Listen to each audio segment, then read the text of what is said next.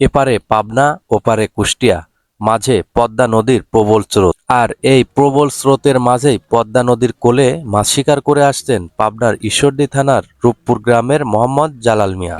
আমার নাম জালাল। মাছ মারি ধরেন পানি বাড়ছে তো এখন ছোট মাছের আমদানি একটু বেশি। আর পানি যখন কমতে লাগবে তখন হচ্ছে গা চিংড়ি মাছ, আপনার বাইম মাছ, তারপরে আপনার এই পোনা মাছ এগুলো ধরবে। কেউ বাড়ির পাশে পদ্মা নদী হওয়ায় দীর্ঘ 10 থেকে 15 বছর যাবৎ তিনি মাছ শিকার করে আসছেন। এই মাছ শিকার করেই তিনি তার সংসার চালান। তার পরিবারে রয়েছে এক ছেলে এবং 3 মেয়ে। এই পদ্মা নদীর কোল থেকে যে মাছ শিকার করে তিনি বিক্রি করেন, আর সেই বিক্রি করা টাকাই তার পরিবারের আয়ের প্রধান উৎস।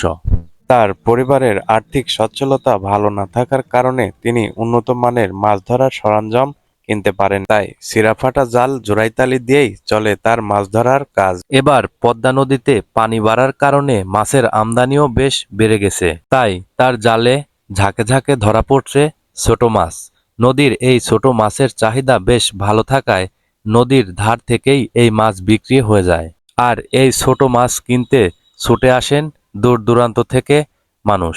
এখান থেকেই নিয়ে যায়, এখান থেকে অনেক মানুষ আছে নিয়ে যায়, বেড়াইতে যারা আসে তারা নিয়ে যায় এখান থেকেই।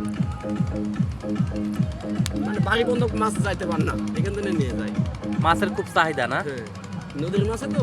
আর এই ছোট মাছের যে মাছটা এখন ধরা পড়ছে সেটা মাছের চাহিদা বেশি, ছোট মাছের চাহিদা বেশি, মানে উঠাতে বাকি মাছ নিয়ে চলে যায়। নদীর এই ছোট মাছের পর্যাপ্ত পরিমাণ চাহিদা থাকায় নিতে হয় না হাট বাজারে, নদীর কোল থেকেই বিক্রি হয়ে যায় এই মাছগুলো। তিনি প্রতিদিন প্রায় 1000 থেকে 1500 টাকায় মাছ বিক্রি করে থাকেন। দেখা যাচ্ছে কোনোদিন 1500 টাকা, কোনোদিন 1000 টাকা, কোনোদিন 800 টাকা, এই বিভিন্ন মানে এক এক সিজনে এক একটা মাছ হয়, বুঝছেন।